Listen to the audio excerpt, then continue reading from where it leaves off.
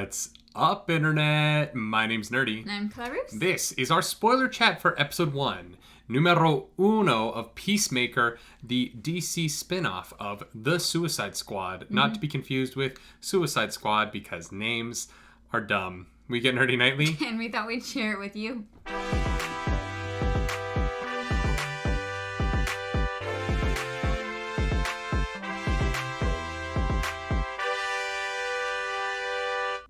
That is right. Welcome back to the channel. We have paid another streaming service to watch their stuff.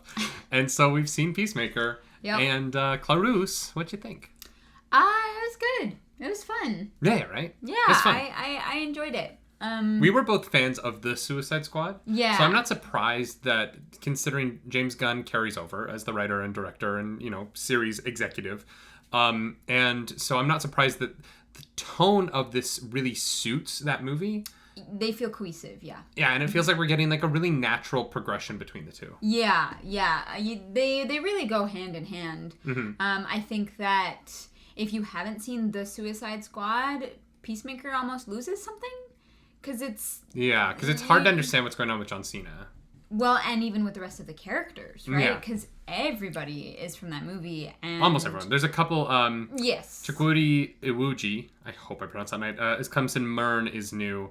And obviously Danielle Brooks. Yeah. As Leota Adebayo is also new to this. But everyone else we did see in The Suicide Squad. Yeah, and so it makes their interpersonal relationships all the more interesting. So yeah, if you haven't seen The Suicide Squad and you watched episode 1 of Peacemaker and you're kind of like, I feel like I'm missing something, you were. I will say, though, I think it does work on its own. I feel like there is enough, especially in the, previously on, this was the first time I've seen a previously on that was like a theatrical movie previously on for a TV show. Yeah. And that was I was like, oh, it totally makes sense. And the way it was cut down, I totally got it. But it was just a new experience because usually it's the last season or in the Arrowverse, sometimes it's something that happened on a different show. Yeah. But I've never seen a major motion picture get previously on a TV show. Yeah. But it makes complete sense. Oh, 100%. It's it makes sense that that's there. So we're introduced back to Christopher Smith. Yeah, Christopher Smith, who's played by John Cena. Ba, ba, ba, ba. And he is in the hospital. Oh, wow. And he's healthy. And he's just in a normal hospital. And I Yeah. kind of wish the show had explained how he got there. Yeah, just like a civilian hospital. And But not in Corto Maltese, in his hometown? Yeah. But he had to have his collarbone replaced. Mm-hmm. He can't have been in that hospital the whole time, right? He must have had emergency procedures immediately after getting shot. Yeah, so it's a comedy, so I think that they don't care. Yeah, which is fair. It is just funny that he was an illegal combatant in another country. Uh-huh. And then he wakes up in a hospital, or not wakes up, but he is being rehabbed in a hospital in his hometown. Yeah.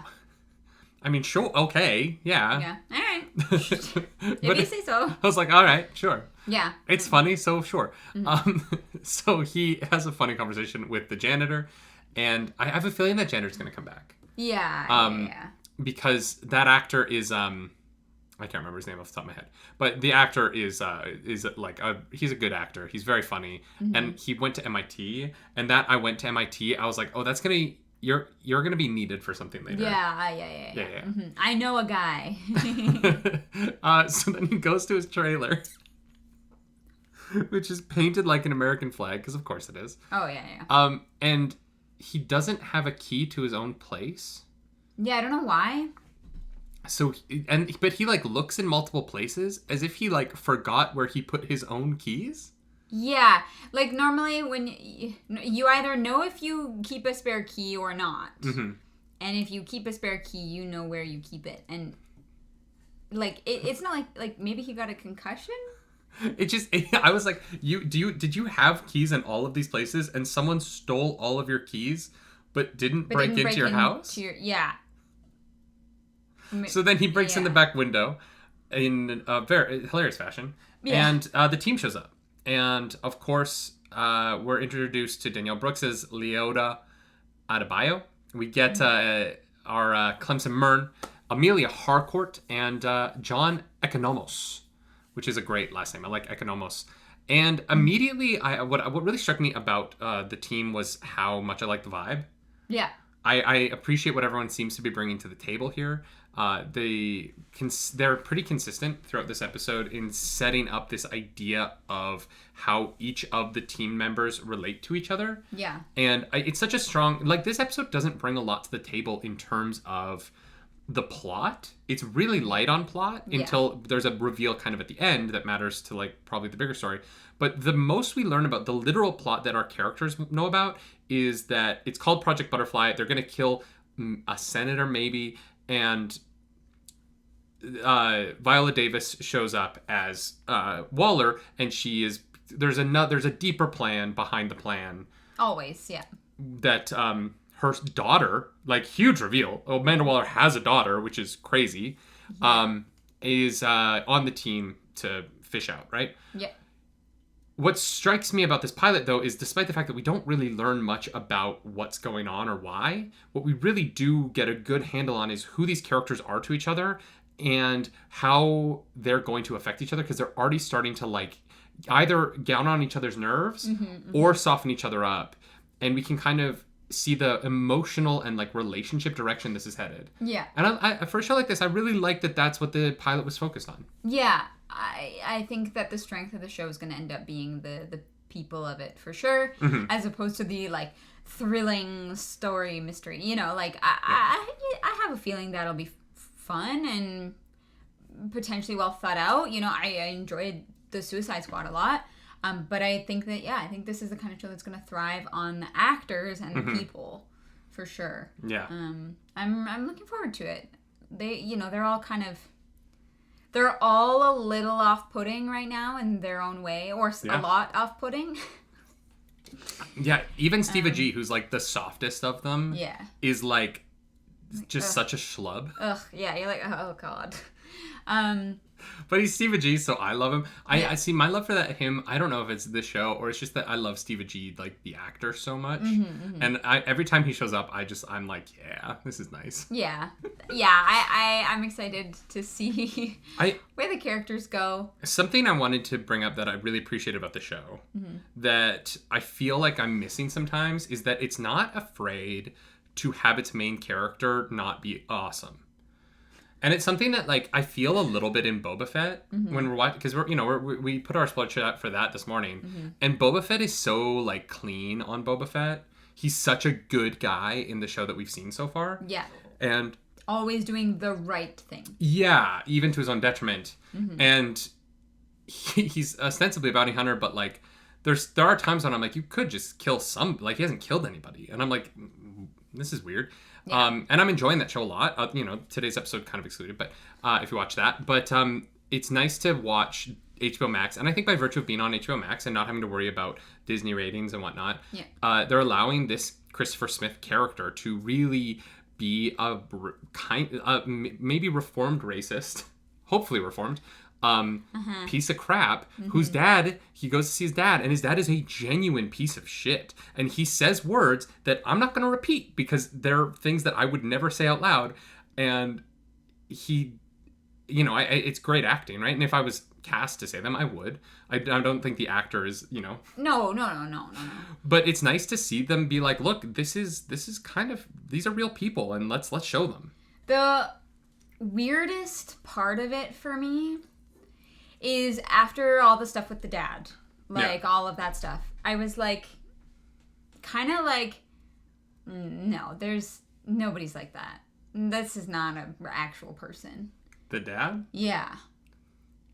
And then I was like, well, I mean, people thought Trump was unbelievable, but he exists, so I guess... Yeah, no, there's a lot of guys like him in the States. I guess that those people exist. Yay. Yeah, it is interesting, right? I think that by virtue, you've never lived in the States. No, and, like, I have toured the American South with a variety of theatrical productions, and that it's not even that, like, guys like him exist. It's that they're not uncommon. And, like, I have been in an IHOP in Chattanooga, Tennessee, where some stuff was said to a waitress that was pretty awful, and nothing happened. Like, no, everyone was like, whatever, and I was like, what are we doing? It was bad. It was a bad night. I was too drunk to. I was like a little bit tipsy, and by tipsy I mean very tipsy. But I was like, thank God I'm in Canada, because literally these scenes were happening, and I was like, this is a caricature. Like, this is not a person. No, it's pretty light. The Fox News allegory. It looked more like it was less Fox News. It was more like Alex Jones that's on the TV when Peacemaker walks into his dad's house. I was like, yeah. I mean, it's not. He's not even an extreme version of that type of person. Like, he's a pretty light version of that kind of person. Yeah. And I thought he was a little tame. Okay, cool. I guess I'm just Canadian. I've been to like California, and we've been to Florida. Oh yeah, California. And that's like, and we were in Tampa. Like, we weren't even in like racist Florida. No. Like, I have never. I shouldn't say that, but you know what I mean. They know what you mean. Yeah, I don't. Am I wrong? No. It's tough. Apparently not. I thought this was a caricature, and I was like, there's no way this kind of person exists. And then I really thought about it, and now I'm sad. Yeah, I appreciated that they were honest about it. And I appreciated that you could really see what the effect of growing up with that man had on Christopher Smith, on Peacemaker as a person. And you can really, like, see the trauma in the character and how he is moving, or not even moving beyond it, but how he is living with it and how it affects his ability to have relationships with people and talk to people. And he's just trying to survive, kind of like, survive it. His worldview is really, like, created by this man who raised him. And even though he knows it's wrong, even in those scenes where we see him bite his tongue and not talk back to his dad when his dad says some racist stuff, he is still, like, dealing with the trauma of that. And, you know, I appreciated them being honest about that, because it is more interesting than a portrayal where his dad is, like, harsh, but, like, in a not too ugly way. Right.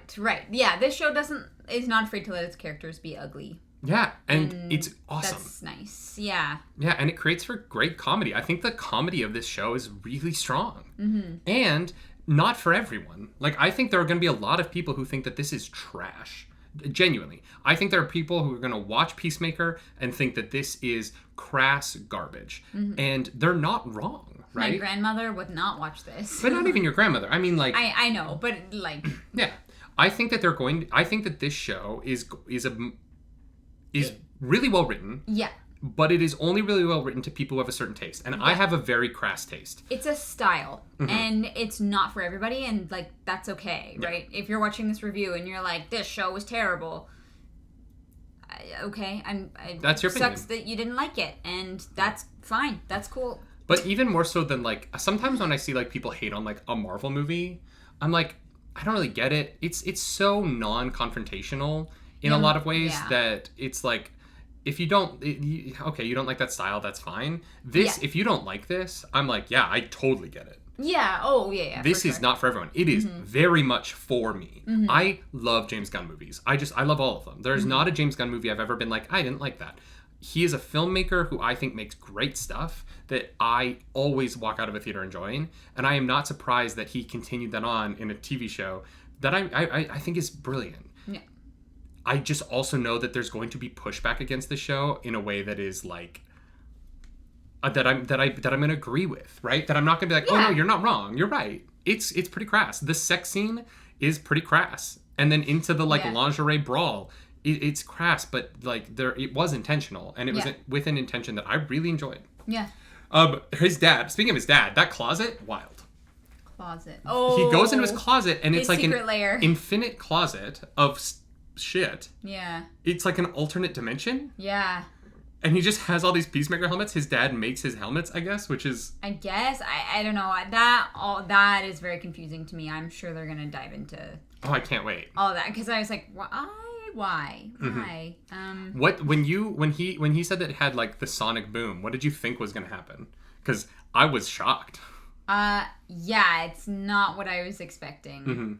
I don't know. I thought sonic boom, like, it makes a loud noise that, like, knocks people over. Yeah. And it, like, kind of did that, but times a million. Yeah, it blew that woman up. It liquefied her. Yeah. Which was shocking. Wild. It also destroyed his car and like the parking lot. 4 cars and around them, yeah. I was like, damn, he had a rad car. Yeah, I know. I was like, now he doesn't have it anymore. It's so sad. That poor car. That poor full American flag car. Yeah, but I don't know what we don't know what this girl was.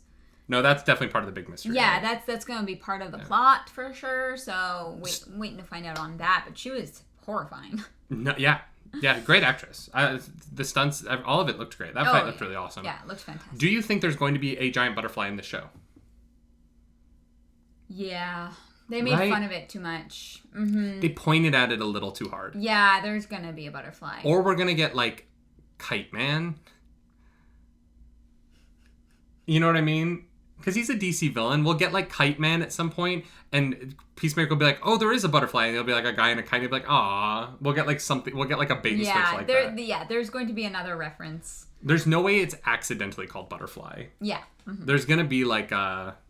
It's on purpose. Mm-hmm. What have we not talked about? It was a pretty quick. I really like the scene after the diner with Danielle Fishback and or Danielle Brooks. Sorry. Danielle Fishback is another actress I went to college with. Danielle Brooks and Peacemaker. Mm-hmm. And you can kind of see the first time that they have their, like... She's already softening to him. No, she's not. 100% she is. Sorry, you mean... yes, she is. Sorry. Yeah. I skipped ahead to the bar scene. Waller's daughter. I was like, what? Yeah. Yeah, we should talk about the bar scene. But yeah, Waller's daughter, she was quick to kind of... She seems like a very... She like empathetic kind of person, like a person who kind of like gets people in a sense, mm-hmm. and she's sussing him out. You know, she knows that he's not just surface level. Waller says that she's naturally gifted at this, though. What do you think she means by that? Because I didn't see anything about in this episode that made me think she was a good spy. Maybe she's really good at getting people to trust her. Oh, okay. Right, because she's not intimidating in any way. She's, like, very lovely and personable. And no one assumes she has an ulterior motive. Yeah. Yeah. What about the diary that apparently she has to plant in Peacemaker's house? No idea what that is. Why do you think Wayne Tower's on there? I don't know. Does Peacemaker know that Bruce Wayne is Batman? Or does Waller want people to think that Peacemaker knows that Bruce Wayne is Batman? The Wayne Tower sticker on that diary was very confusing to me. Yeah, I don't know. Because I was like, this is clearly a reference to Bruce Wayne. Yeah, and Waller knows that Bruce Wayne is Batman. Everything is intentional. We know that Waller knows Bruce Wayne is Batman in this universe because of Suicide Squad, which is technically canon here, which... Yeah, I have no idea. Yeah, the Peacemaker diary was funny, but the Wayne Tower sticker on it, I was like, that's so weird. Yeah, it's a choice, and it's gonna be purposeful. The only connection Bruce Wayne has to any of this is Ben Affleck, who can't be in the show. But they've mentioned that, like, they've also mentioned Batman in this episode. But that Batman isn't like.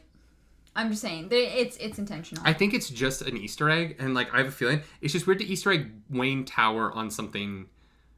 Because what else would it be there except the Batman reference to Amanda Waller knowing who Batman is? I don't know. But she doesn't want to spread that information. I honestly have no idea. This is not going to be important later in the season. It's a sticker, I'm like, and we're reading into it. I'm diving. I don't know what that was. The bar scene was very fun because we got to see some. I enjoyed the action. Oh, she's great. Yeah. What's her name? Jennifer Holland. Yeah, she. Jennifer Holland is maybe the best actress on the show. It was literally like I was like Peacemaker, and I was like. Mm-hmm. And I appreciated her like real like laying into him honestly about like what her experience is. Yeah. And I am trying to have a beer. Shut up. And like honestly, like just having seen your DMs, like I'll never experience that, right? But like I experience it secondhand through the DMs that you get sometimes, and I'm like, I get it, girl. Yeah. I've read my wife DMs. I get it. Yeah, it's not cute. But yeah, Peacemaker is like, oh no, I don't want to date you. I just want to like relieve this 4 years of tension. I was like, wow, you really don't know how to talk to people. No. No, God, that was so cringe.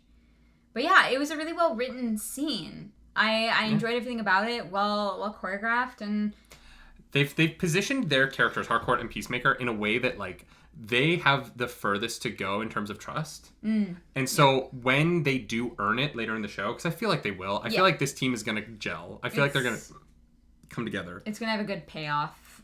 The biggest payoff is going to be her. Not them dating. I do not think that they'll end up together, but her coming around to think that he's not that bad a guy. Yeah. Yeah, that he's just he's dealing with a lot there. Yeah. Like that dad. Yeah. Yep. I mean, his dad is literally a Terminator, like. God. Yeah. Yeah, but it was fun. It is crazy to me every time Robert Patrick shows up in anything.